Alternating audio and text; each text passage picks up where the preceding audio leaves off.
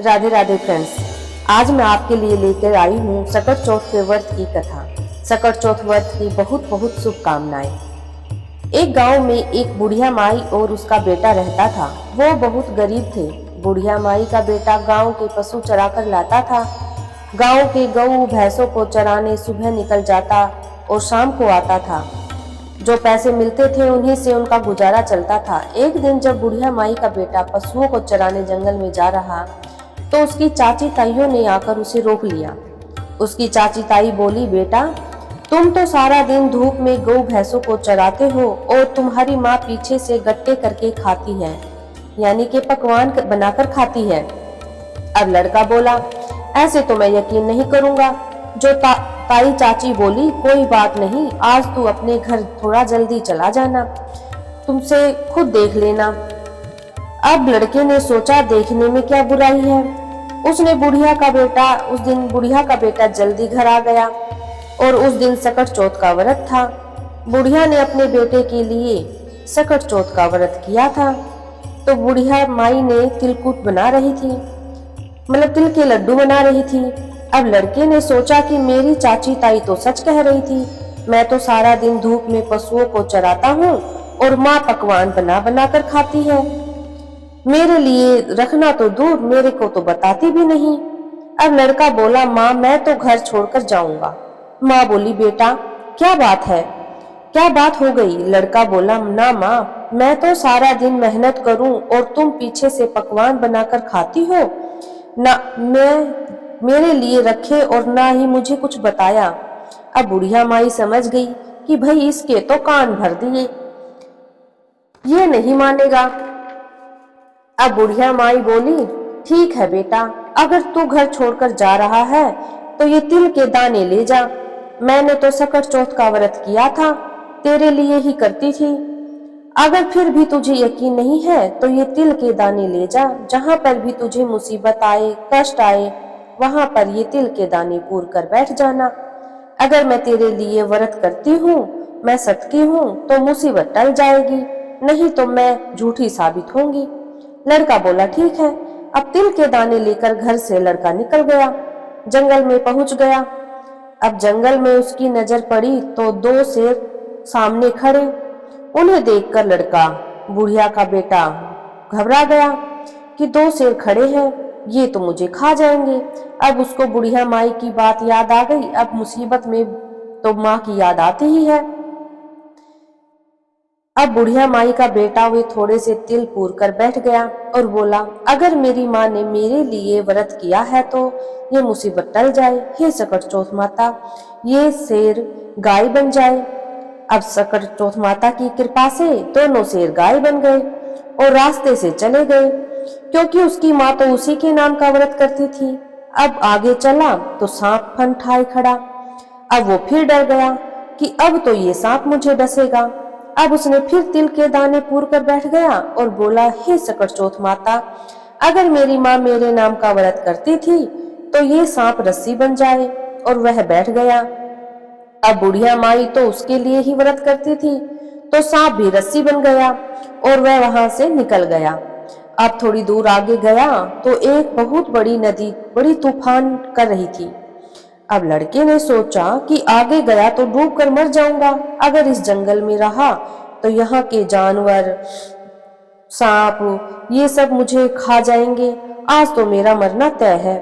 अब उसे फिर माँ के दिए तिल याद आ गए और वह उन तिल को पूर कर बैठ गया और बोला, हे सकट चौथ माता, अगर मेरी माँ मेरे नाम का व्रत करती थी तो यह नदी दो भाग में बट जाए, मेरा रास्ता बन जाएगा और मैं निकल जाऊंगा। सकट चौथ माता की कृपा से नदी दो भाग में बट गई, रास्ता बन गया और बुढ़िया का बेटा वहां से निकल गया। अब वह दूसरी नगरी में पहुंच गया। अब वह नगरी में एक घर के आगे से निकल रहा था तो एक बुढ़िया माई पूड़े बना रही और पूड़े बनाती बनाती रो रही।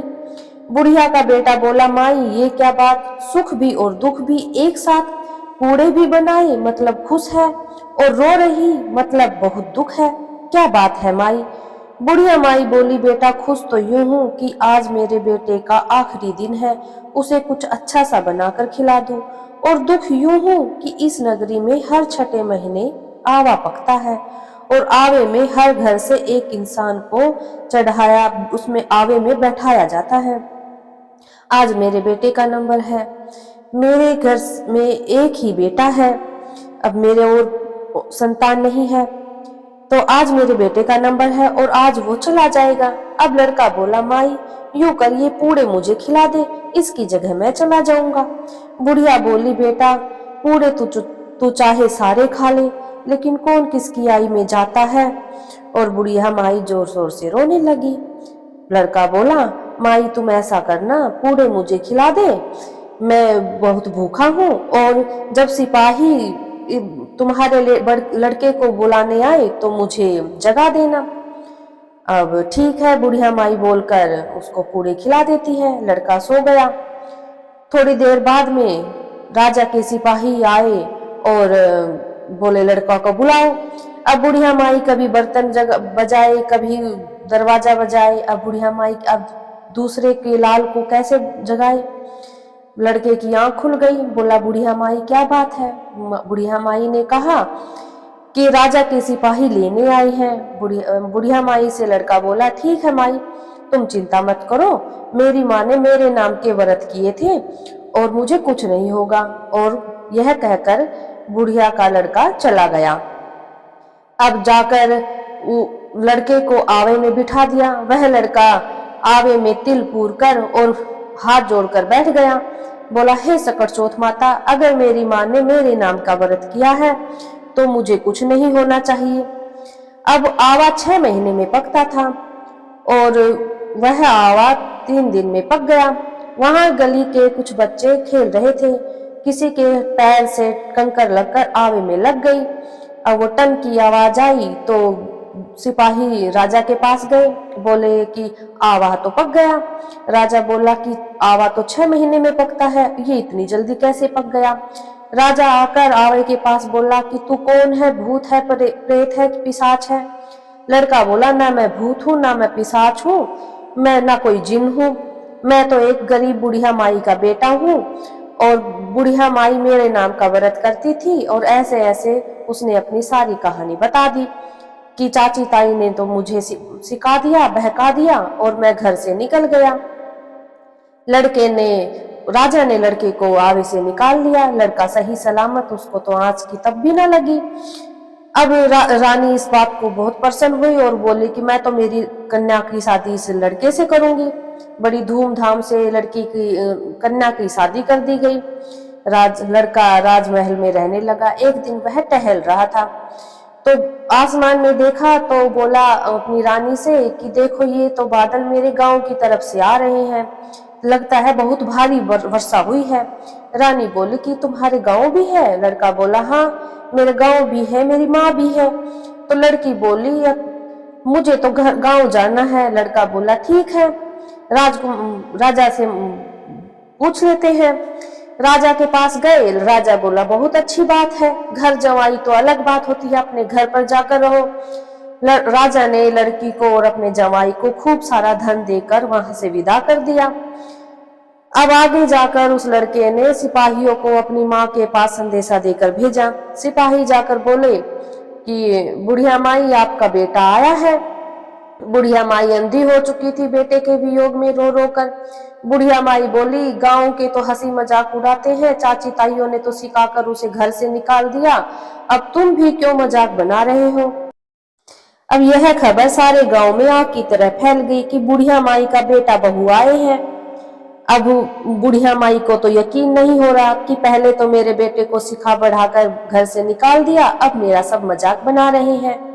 अब बुढ़िया माई ने लोहे की आंगी पहन ली। अगर यह मेरा बेटा होगा तो इस मेरे दूध की धार इसकी मूंछों पर पड़ेगी। अब लड़के की मूंछ पर बुढ़िया माई के दूध की धार सीधी पड़ी और सकट चौथ माता की कृपा से बुढ़िया माई को दिखने लग गया। अब माँ ने बेटे को गले लगा लिया। बेटा माँ के पैर पकड़े कि माँ मुझे माफ कर दो कि मैंने तो चाची ताई के से बहकावे में आकर माँ पर शक किया और मैं घर से निकल गया। बेटा माँ से माफी मांगे और बुढ़िया माई ने अपने बेटे बहू को गले से लगा लिया। खूब सारा धन घर में आ गया। वो तो बहुत अच्छे से रहने लगे। अब राजा ने ढिंढोरा पिटवा दिया सारे गांव में कि सभी माएँ अपनी औलाद के उज्जवल भविष्य के लिए और लंबी उम्र के लिए सकट चौथ का व्रत जरूर करें। हे सकट चौथ माता, जैसी बुढ़िया माई पर पहले करी वैसी किसी पर मत करना, और जैसे बुढ़िया माई पर बाद में करी वैसे सब पर अपनी कृपा बनाए रखना। इस कहानी को कहते सुनते हुकारा भरने वाले के सभी की मनोकामना पूर्ण करना। ये थी सकट चौथ माता की कथा। सकट चौथ माता की कथा सुनने के बाद थोड़े से तिल के दाने गणेश जी को समर्पित करेंगे और थोड़े से जल के लोटे में डालेंगे। अब गणेश जी की कथा के बिना यह सकट चौथ की कथा अधूरी मानी जाती है। तो आइए गणेश जी की भी कथा सुनते हैं। एक शहर में देवरानी जेठानी रहती थी। जेठानी अमीर थी और देवरानी गरीब थी। देवरानी गणेश जी की भगत थी। देवरानी का पति जंगल से लकड़ी काट कर बेचता था और अक्सर बीमार रहता था। देवरानी जेठानी के घर का सारा काम करती और बदले में जेठानी बचा हुआ खाना, पुराने कपड़े आदि उसको दे देती थी। इसी से देवरानी का परिवार चल रहा था। माह महीने में देवरानी ने तिल चौथ का व्रत किया। 5 आने का तिल व गुड़ लाकर तिलकुटा बनाया। पूजा करके तिल चौथ की कथा कहानी सुनी और तिलकुटा छीके में रख दिया और सोचा कि चांद उगने पर पहले तिलकुटा और उसके बाद ही कुछ खाएगी। कथा सुनकर वह जेठानी के यहाँ चली गई। खाना बनाकर जेठानी के बच्चों से खाना खाने को कहा तो बच्चे बोले माँ ने व्रत किया है और माँ भूखी है, जब माँ खाना खाएगी हम भी तभी खाएंगे। जेठ जी को खाना खाने को कहा तो जेठ जी बोले मैं अकेला नहीं खाऊंगा, जब चांद निकलेगा तब सब खाएंगे, तभी मैं भी खाऊंगा। जेठानी ने उसे कहा कि आज तो किसी ने भी खाना नहीं खाया, तुम्हें कैसे दे दूं? तुम सुबह सवेरे की बचा हुआ खाना ले जाना। अब देवरानी के घर पर पति बच्चे सब आस लगाए बैठे थे कि आज तो त्योहार है, इसलिए कुछ पकवान आदि खाने को तो मिलेगा। परंतु जब बच्चों को पता चला कि आज तो रोटी भी नहीं मिलेगी तो बच्चे रोने लगे। उसके पति को बहुत गुस्सा आया, कहने लगा सारा दिन तो काम करके भी 2 रोटी नहीं ला सकती तो काम क्यों करती हो? पति ने गुस्से में आकर पत्नी को कपड़े धोने के धोने से मारा। धोना हाथ से छूट गया तो पाटे से मारा। वह बेचारी गणेश जी को याद करती हुई रोते रोते पानी पीकर सो गई। उस दिन गणेश जी देवरानी के सपने में आए और कहने लगे धोने मारी पाटे मारी, सो रही है या जाग रही है? वह बोली कुछ सो रही हूँ कुछ जाग रही हूँ। गणेश जी बोले भूख लगी है कुछ खाने को दो। देवरानी बोली क्या दूं, मेरे घर में तो अन्न का एक दाना भी नहीं है। जेठानी बचा कुचा खाना देती थी, आज वह भी नहीं मिला। पूजा का बचा हुआ तिलकुटा छीके में पड़ा है, वही खा लो। तिलकुटा खाने के बाद गणेश जी बोले धोने मारी पाटे मारी, निमटाई लगी है, कहाँ निमटे? वह बोली यह पड़ा घर, जहां इच्छा हो वहां निमट लो। फिर गणेश जी बोले की तरह बोले अब कहाँ पोछूं? नींद में मगन अब देवरानी को बहुत गुस्सा आया कि कब से तंग किए जा रहे हैं, सो बोली मेरे सर पर पोछो। और कहाँ पोछोगे?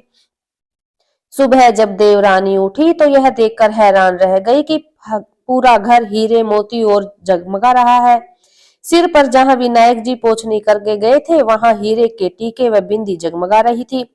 उस दिन देवरानी जेठानी के यहाँ काम करने नहीं गई। बड़ी देर तक राह देखने के बाद जेठानी ने बच्चों को देवरानी को बुलाने के लिए भेजा। जेठानी ने सोचा कल खाना नहीं दिया इसलिए शायद देवरानी बुरा मान गई। बच्चे बुलाने गए और बोले चाची चलो, माँ ने बुलाया है, सारा काम पड़ा है। देवरानी ने जवाब दिया अब उसकी जरूरत नहीं, घर में सब भरपूर है गणेश जी के आशीष से। बच्चों ने घर जाकर माँ को बताया कि चाची का तो पूरा घर हीरे मोतियों से जगमगा रहा है। जेठानी दौड़ती हुई देवरानी के पास आई और पूछा यह सब कैसे हुआ? देवरानी ने उसके साथ जो हुआ वह सब कह डाला। घर लौटकर जेठानी अपने पति से कहा कि आप मुझे धोने और पाटे से मारो। उसका पति बोला कि भली मानस, मैंने कभी तुम पर हाथ भी नहीं उठाया, मैं तुम्हें धोने और पाटे से कैसे मार सकता हूँ? वह नहीं मानी और जिद करने लगी। मजबूरन पति को उसे मारना पड़ा। उसने ढेर सारा घी डालकर चूरमा बनाया और छीके में रखकर सो गई। रात को चौथ विनायक जी सपने में आए, कहने लगे भूख लगी है, क्या खाऊं। जेठानी ने कहा, हे गणेश जी महाराज, मेरी देवरानी के यहाँ तो आपने सूखा तिलकुटा खाया था, मेरे तो झरते घी का चूरमा बना आपने लिए छीके में रखा है, फल और मेवे भी रखे हैं, जो चाहे खा लीजिए। बाल स्वरूप गणेश जी बोले, अब निपटे कहाँ। जेठानी बोली, उसके यहाँ तो टूटी फूटी झोपड़ी थी, मेरे यहाँ तो कंचन का महल है, जहाँ चाहो निपट लो। फिर गणेश जी ने पूछा, अब पोछू कहाँ। जेठानी बोली, मेरे ललाट पर बड़ी सी बिंदी लगाकर पोंछ लो। धन की भूखी जेठानी सुबह बहुत जल्दी उठ गई, सोचा कि घर हीरे जवाहरात से भर चुका होगा, पर देखा तो पूरे घर में गंदगी फैली हुई थी, तेज बदबू आ रही थी। उसके सर पर भी बहुत सारी गंदगी लगी थी। उसने कहा, हे गणेश जी महाराज, यह आपने क्या किया, मुझसे रूठे और देवरानी पर टूटे। जेठानी ने घर की सफाई करने की बहुत कोशिश की, परंतु गंदगी और ज्यादा फैलती गई। जेठानी के पति को मालूम चला तो वह भी बहुत गुस्सा हुआ और बोला, तेरे पास इतना सब कुछ था, फिर भी तेरा मन नहीं भरा। परेशान होकर चौथ के गणेश जी से मदद की विनती करने लगी। गणेश जी ने कहा, देवरानी से जलन के कारण तूने जो यह किया, यह उसी का फल है। अब तू अपने धन में से आधा उसे दे देगी, तभी यह सब साफ होगा। उसने आधा धन बांट दिया, किंतु मोहरों की एक हांडी चूल्हे के नीचे गाड़ रखी थी। उसने सोचा किसी को पता नहीं चलेगा, और उसने उस धन को नहीं बांटा। उसने कहा, हे श्री गणेश जी, अब तो आपने यह बिखराव समेटो। वे बोले, पहले चूल्हे के नीचे गाड़ी हुई मोहरों की हांडी सहित ताक में रखो, 2 सुई भी 2 हिस्सों कर दो। इस प्रकार श्री गणेश जी के बाल स्वरूप में आकर सुई जैसी छोटी चीज का भी बंटवारा किया, अपनी माया समेटी। हे गणेश जी महाराज, जैसी आपने देवरानी पर कृपा की, वैसी सब पर बनाए रखना, वैसी सब पर करना। कहानी कहने वाले, सुनने वाले व हुकारा भरने वाले पर सब पर कृपा करना, किंतु जेठानी को जैसी सजा दी वैसी किसी को मत देना। बोलो गणेश जी महाराज की जय। चौथ माता की जय।